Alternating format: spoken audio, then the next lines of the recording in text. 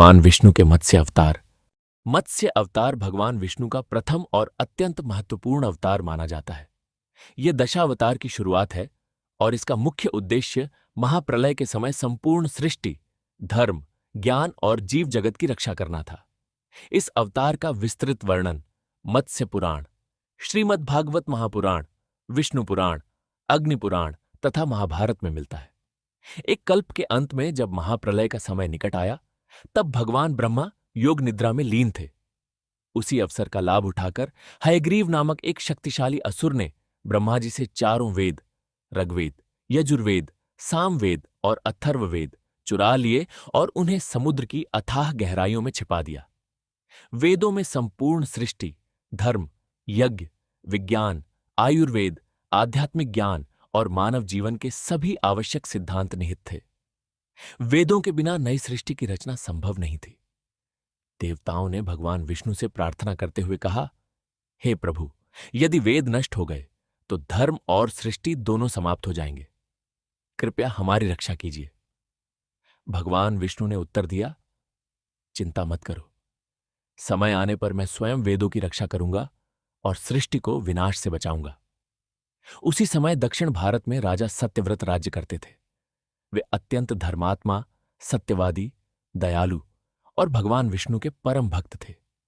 प्रतिदिन वे प्रातःकाल कृतमाला नदी में स्नान कर सूर्यदेव को अर्घ्य अर्पित करते और भगवान का ध्यान करते थे।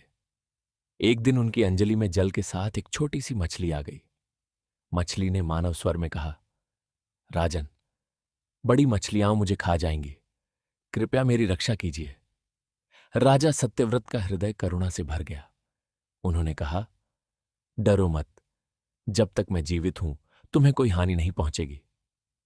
उन्होंने मछली को अपने कमंडल में रख लिया, किंतु कुछ ही समय में वह इतनी बड़ी हो गई कि कमंडल छोटा पड़ गया। तब राजा ने उसे एक बड़े घड़े में रखा, फिर तालाब में, उसके बाद झील में, फिर नदी में और अंत में समुद्र में छोड़ दिया। आश्चर्य की बात यह थी कि हर स्थान पर वह मछली कुछ ही क्षणों में पहले से कहीं अधिक विशाल हो जाती थी। समुद्र में पहुंचने पर उसका आकार पर्वत के समान हो गया। राजा सत्यव्रत आश्चर्यचकित होकर बोले, हे दिव्य स्वरूप, आप कोई साधारण मछली नहीं है, कृपया अपना वास्तविक परिचय दीजिए।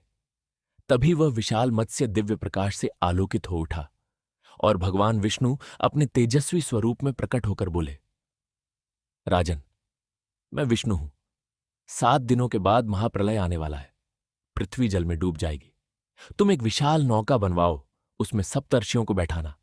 सभी प्रकार के अन्न, औषधियों, वृक्षों और जीव जंतुओं के बीच सुरक्षित रखना।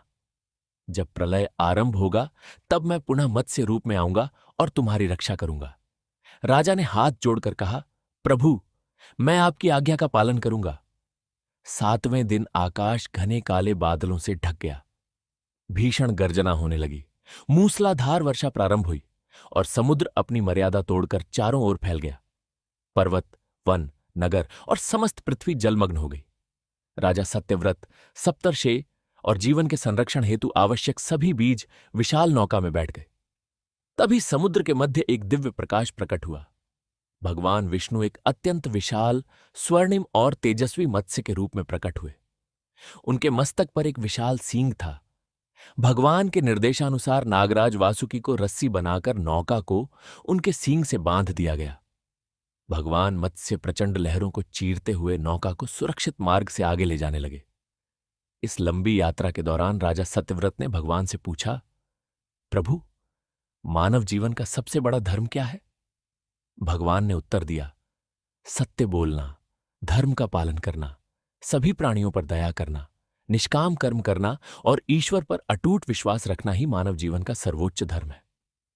सप्तर्षियों ने भी अनेक प्रश्न पूछे।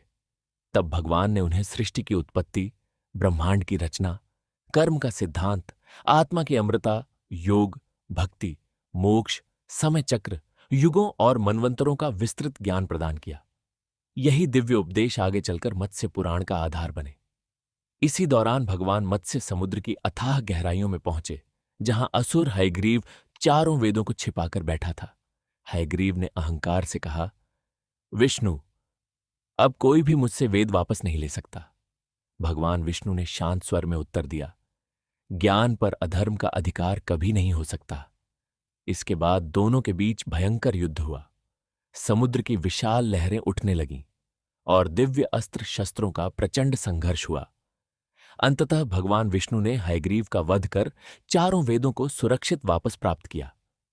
वे ब्रह्मा जी के पास पहुंचे और वेद उन्हें सौंपते हुए कहा, हे ब्रह्मदेव, अब आप पुनः नई सृष्टि का निर्माण कीजिए। ब्रह्मा जी ने प्रसन्न होकर भगवान की स्तुति की और नई सृष्टि का कार्य आरंभ किया। महाप्रलय समाप्त होने पर धीरे धीरे जल कम होने लगा। भगवान मत्स्य नौका को हिमालय की एक ऊंची पर्वत चोटी तक ले गए, जहां वह सुरक्षित रुक गई। राजा सत्यव्रत ने भगवान को प्रणाम किया। भगवान विष्णु ने कहा, अब तुम नई सृष्टि का संचालन करो। भगवान के आशीर्वाद से राजा सत्यव्रत अगले मनवंतर के प्रथम मनु बने और वैवस्वत मनु के नाम से प्रसिद्ध हुए। उन्हीं के माध्यम से पृथ्वी पर पुनः मानव जाति, पशु पक्षी, वनस्पतियां, धर्म, संस्कृति और सभ्यता का विस्तार हुआ। अंत में भगवान विष्णु अपने दिव्य धाम वैकुंठ लौट गए। मत्स्य अवतार हमें सिखाता है कि जब भी संसार में अधर्म बढ़ता है, ज्ञान संकट में पड़ता है या सृष्टि विनाश के कगार पर पहुंचती है, तब भगवान स्वयं किसी न किसी रूप में अवतरित होकर धर्म, सत्य और अपने भक्तों की रक्षा करते हैं।